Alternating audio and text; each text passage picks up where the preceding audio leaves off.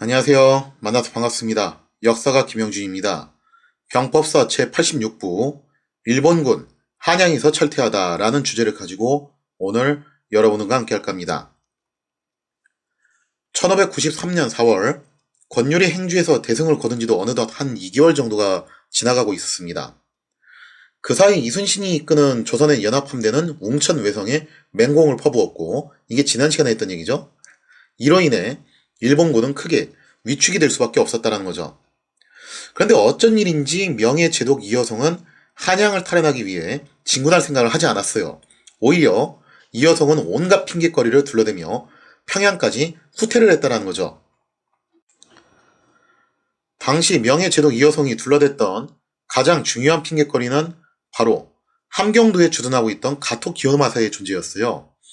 함경도를 진출했던 가토는 함경도 전역을 장악했을 뿐만 아니라 무려 조선의 왕자 2명을 잡는 대전과를 올렸죠. 물론 이것도 뭐 자기가 어떻게 해서 잡은 게 아니라 잡혀온 거죠. 그냥 현지민들이 잡아다 갖다 바쳐가지고. 그래서 임해군하고 순하군이 그때 잡혔잖아요. 그러니까 이게 사실 왕위 계승권 후보에서는 거리가 있었다고는 하지만 어쨌든 임해군이 장자예요. 상징적인 의미는 꽤 있어요. 그래서 조선의 왕자 중에서도 장남을 잡았다는 것은 가토 입장에서는 나름 상당한 전과였다는 겁니다. 가토는요, 당시 조선인들이 가장 두려워하는 장군 중 한 명이었어요. 조선에 와서도 무려 호랑이 사냥을 즐길 정도로, 호랑이 사냥이 뭐 별거 아니냐라고 그렇게 생각하실 수 있는데, 옛날에 진짜 냉병기를 가지고서 호랑이를 사냥한다는 건요, 이건 정말 어려운 일이었고, 까딱 잘못하면 그냥 뭐 죽는 일이었어요. 사실 현대 시대에 와서도 호랑이를 잡는다는 게 마냥 쉬운 일이 아닌데, 옛날에 이건 더 했다는 거죠. 근데 아무튼 조선에 와서도 호랑이를 잡는 것을 즐길 정도로 용맹함을 뽐내던 가토. 하지만 그 얘기도 아무니깁니다. 바로 예전에 한번 설명드린 적이 있는데 정문부가 거병을 하면서 북간에서 아주 대승을 거두게 되죠.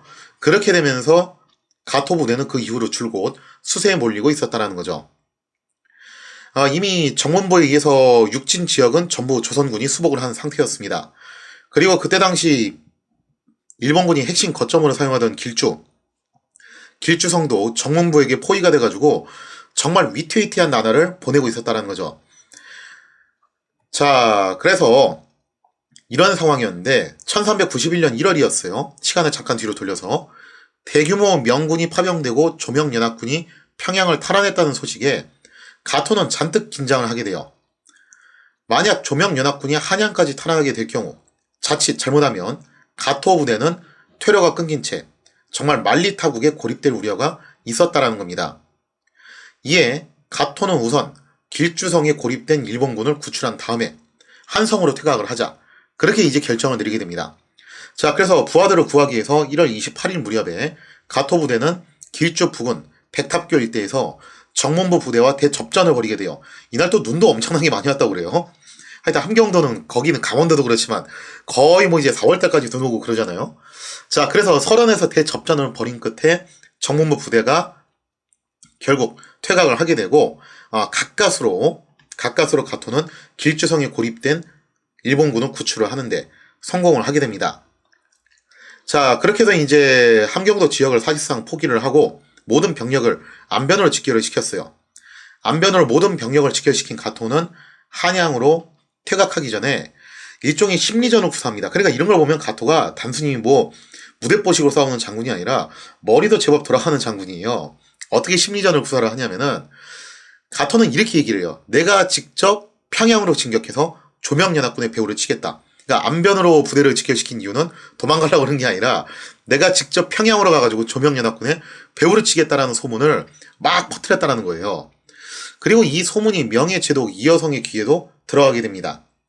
근데 사실 이여성한테 있어서는요, 이 소문의 진위는 그렇게 중요한 건 아니었어요. 진짜냐 아니냐가 중요한 게 아니라 어쨌든 이런 소문이 돌고 있다는 게 중요한 거였는데, 이여성은 어떻게 해서든 평양까지 물러날 구실을 찾고 있었다는 거죠.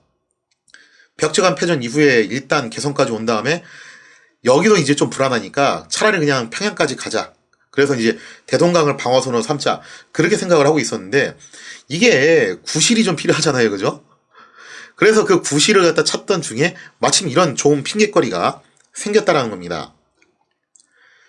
이상의 내용을 사료를 통해서 살펴보면 이렇습니다.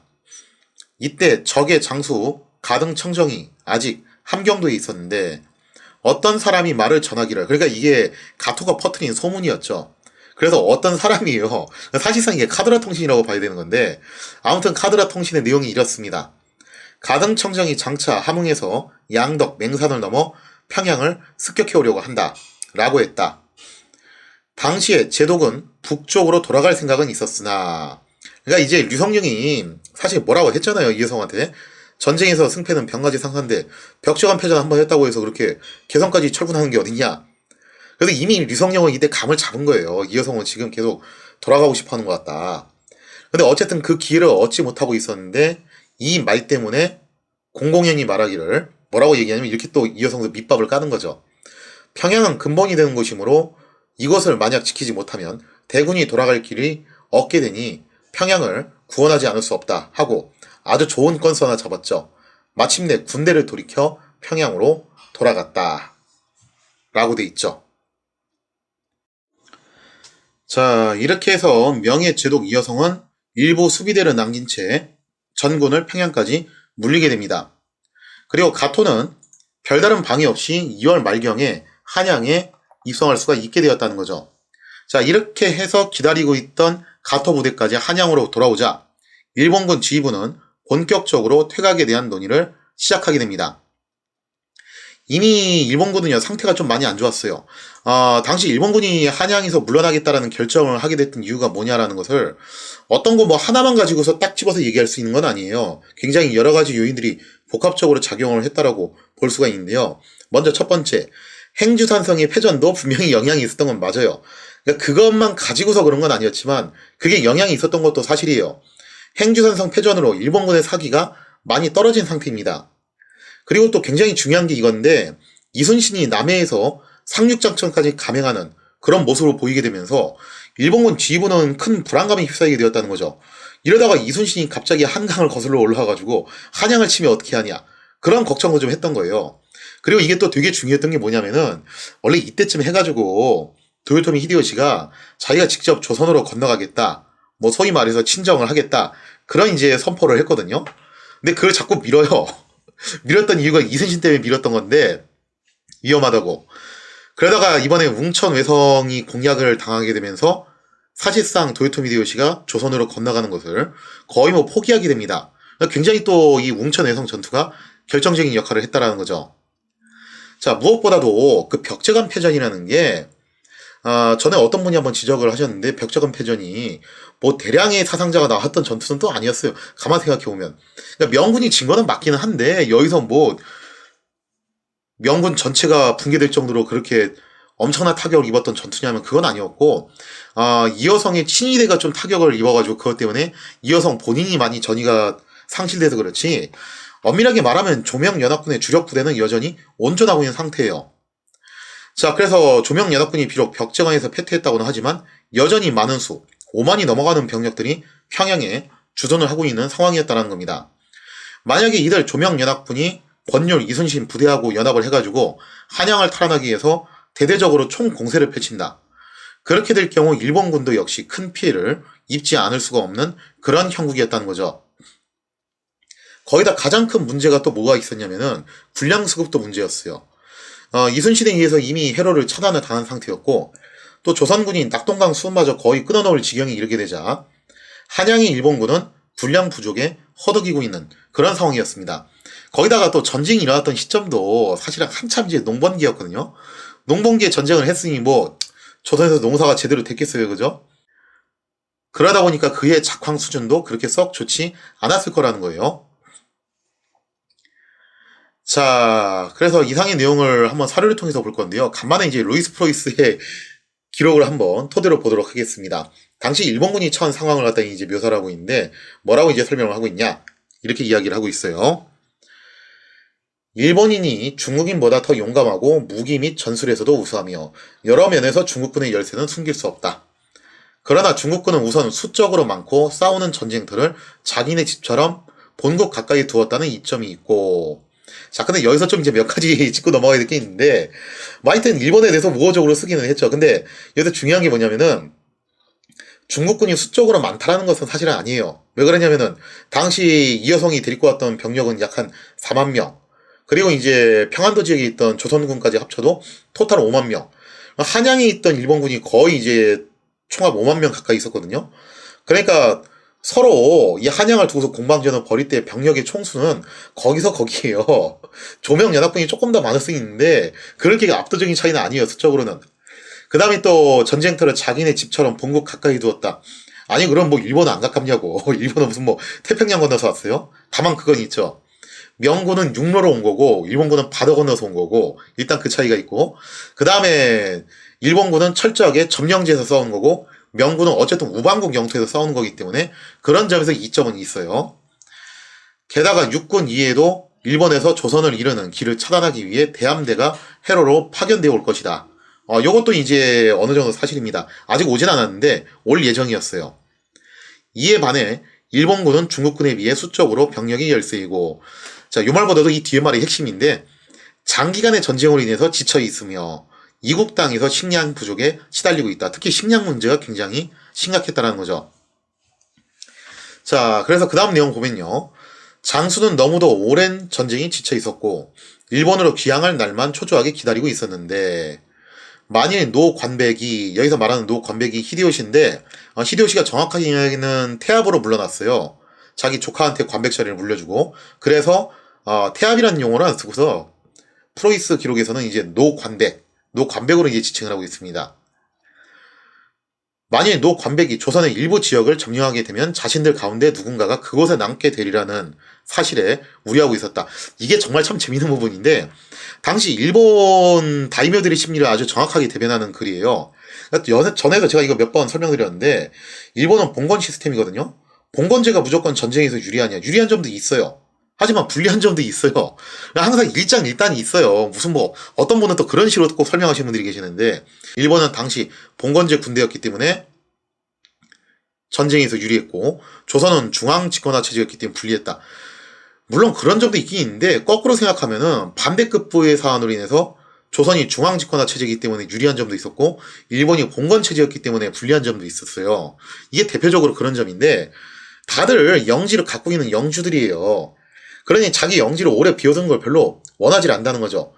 가령 예를 들자면 삼국지 시대 때 반동탁 연합군 18로 제후들이 낙양까지만 점령하고 왜 집으로 돌아갔냐 이거죠. 너무 오랜 세월 동안 영지를 비워두는 것은 위험하다는 거예요. 그래서 당시 일본의 다이묘도도 비슷한 거예요. 지금 전쟁이 장기화되니까 이게 걱정되는 거죠. 빨랑 영지로 돌아가야 될 것 같은데 더 이상 영지를 비워두면 안 될 것 같은데 만약에 혹시라도 히데요시가 고집을 부려가지고 남부 지역이라도 좀 어떻게 점령을 해봐라. 그래서 만약에 거기 점령이 됐다. 그래도 문제라는 거죠. 누군가가 여기 남아서 지켜야 된다는 건데 그거 누가 할 거냐 이거예요. 자기 돈 써가면서 지켜야 되는 건데. 그래서 당시 일본 다이묘들의 심리가 정확하게 여기 묻어나 있죠. 게다가 일본군의 식량과 탄약은 이미 바닥이 났고 노관백으로부터의 지원 역시 겨울인 관계로 항해가 불가능해. 사실 이건 아니고 정확하게 말하면 이건 이순신 때문에 그래요. 자, 그래서 여름이 올 때까지는 별반 기대를 걸 수 없는 상황이었다. 즉 쉽게 말해서 본국으로부터의 보급도 시원찮은 상황이었다는 거죠. 더구나 실전을 통해 현실의 중국군이 이전에 예상했던 군대와 달리 매우 강력한 상대임을 알게 되고서는 중국군에 대해서 겁을 먹기 시작했다. 그러니까 처음에 조승은이 데리고 왔던 병력만 가지고 놓고 봤을 때는 별거 아니라고 생각했는데 이여성이 원체 대규모 병력을 갖고 오다 보니까 이제 덜컥 겁이 나는 거죠. 이러다가 중국하고 싸우면 이거 정말 끝도 없이 싸우는 거 아니냐 하는 거예요. 그래서 결국 일본군 지휘부가 어떤 결정을 내리냐면은 협상을 체결하기로 결정을 하게 되었다는 거죠. 이에 일본군 지휘부는 도요토미 히데요시에게 연명으로 건의문을 보냅니다. 그 건의문의 요지는요. 태압의 조선 친정을 만류함과 동시에 원래 건너오려고 했는데 그거 오지 말라고 하는 거죠. 위험하니까. 그리고 군량 수급에 어려움을 호소하고 차라리 남해안 일대에 외성을 쌓아서 장기전을 구사하는 게 어떻겠냐. 그래서 어쨌든 이렇게 타협안을 제시를 해요. 그냥 집으로 가겠다고 하면은 이거 뭐 씨알도 안 먹히게 생겼으니까. 자, 그렇게 의사표시를 하는 한편 또 심유경을 통해서 명측에도 의사를 전달합니다. 그러면서 4월 무렵에는 일본군이 한양에서 철군하고 조선의 왕자들도 송환을 할 테니까 명군도 여기에 맞춰서 요동으로 철군을 해달라. 그렇게 이제 의사를 타진해 오기 시작했다라는 거죠. 사실 명군도 어떻게 보면요, 일본군하고 심리적으로 비슷할 거예요. 왜냐면 명군도 사실 이게 자기들 전쟁이 아니잖아요. 정확하게 말하면은 우방국 도와주러 온 거기 때문에 아마 하루빨리 이제 집에 가고 싶은 마음이 불뚝 같겠죠. 그래서 명군하고 협상은 그럭저럭 될 것 같은데, 문제는 이와 같은 협상에 대해 조선 측이 극렬하게 반발하고 있었다는 겁니다. 조선은 이렇게 곱게 일본군을 돌려보낼 수 없다. 그래서 심지어 단독으로 한양을 공격해서라도 자체적으로 탈환을 하겠다. 그런 움직임까지 보이고 있었다는 겁니다. 하지만 명의 경략 송응창. 자, 여기서 경략이라는 게 뭐냐면요, 사실상 이제 명군을 총괄 지휘한 사람인데, 실제적인 야전사령관이 이여송이라면은 총괄 지휘자가 송응창이에요. 굳이 이제 조선식으로 비유를 해드리자면은 송응창이 유성룡 포지션이고 이여송이 신립 포지션이고, 그렇게 보시면 돼요.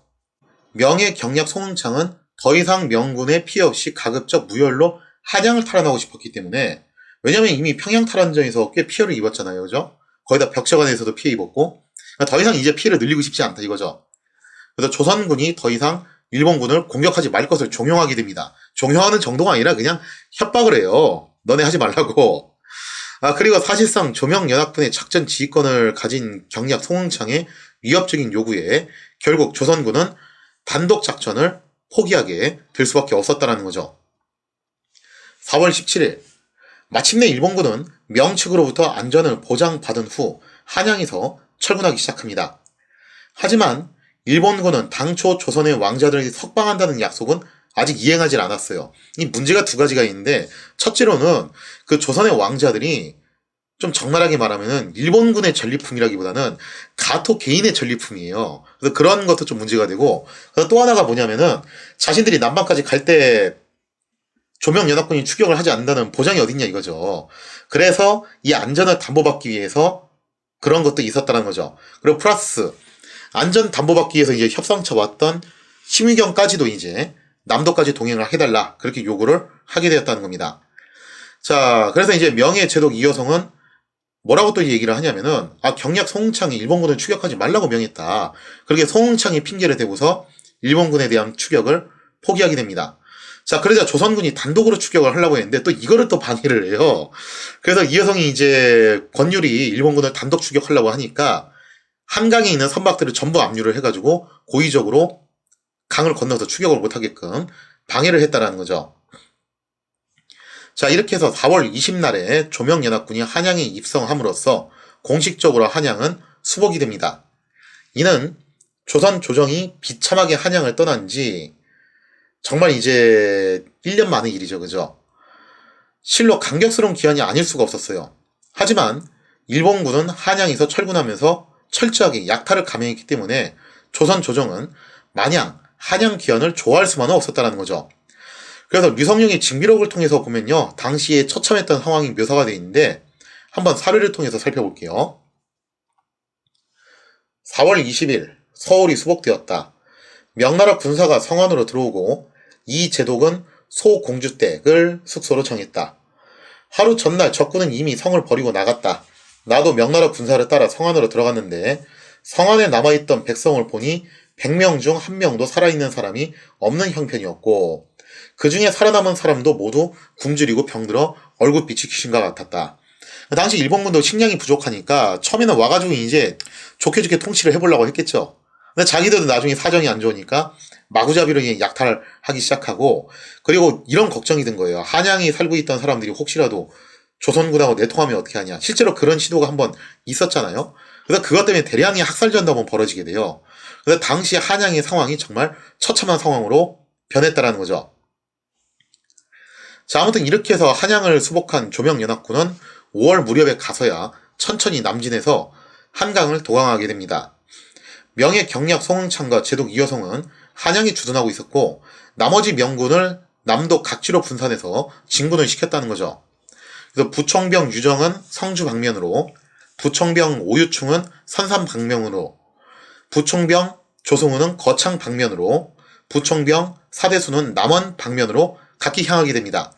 하지만 이들은 말이 좋아서 진군이었지 사실상 일본군과의 접전을 회피하면서 느린 속도로 가고 있었다는 거예요.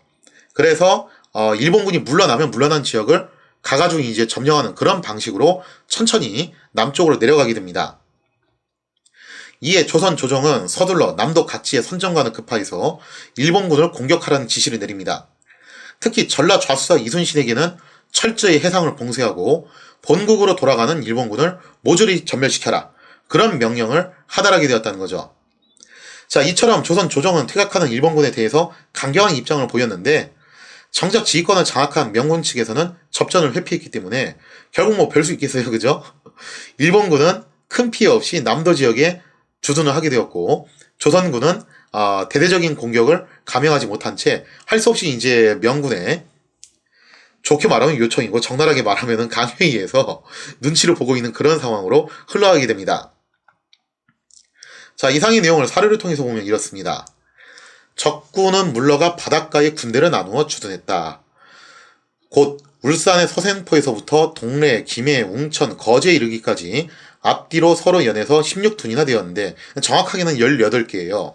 아무튼 꽤 많은 외성들을 축초를 한 거죠. 모두 산을 의지하고 바다를 기대어 성을 쌓고 참호를 파서 오래 머물러 있을 계획을 세웠으며 바다를 건너갈 생각은 없었다. 그러니까 일본군이 완벽하게 퇴각을 하는 게 아니라 뭔가 이제 남해안 일대에 알박기를 하면서 하여튼 뭔가를 노리고 있는 그런 형국이었다는 거예요. 자, 이렇게 남해안 일대까지 철군한 일본군은 각지로 분산하여 주둔을 하게 됩니다. 일본군은 도요토미 히데요시의 지시에 따라 동해안의 서생포에서 남해안의 거제도에 이르는 해안과 도서지역 대략 한 18개 지역에다가 외성을 축조해놓고 장기 항전 태세를 갖추게 되었다는 거죠. 물론 외성 축조가 이때 그냥 바로 한두 달 만에 된 건 아니었고 그 전부터 어느 정도 준비는 하고 있었어요.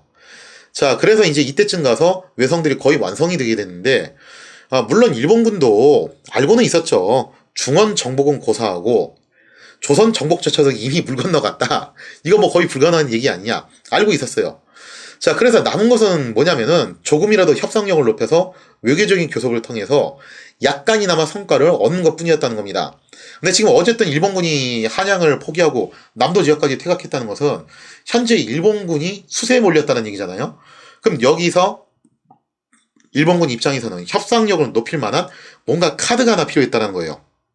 과연 그 카드가 무엇이었냐? 거기에 대한 이야기는 다음 시간에 이어서 계속하도록 하겠습니다.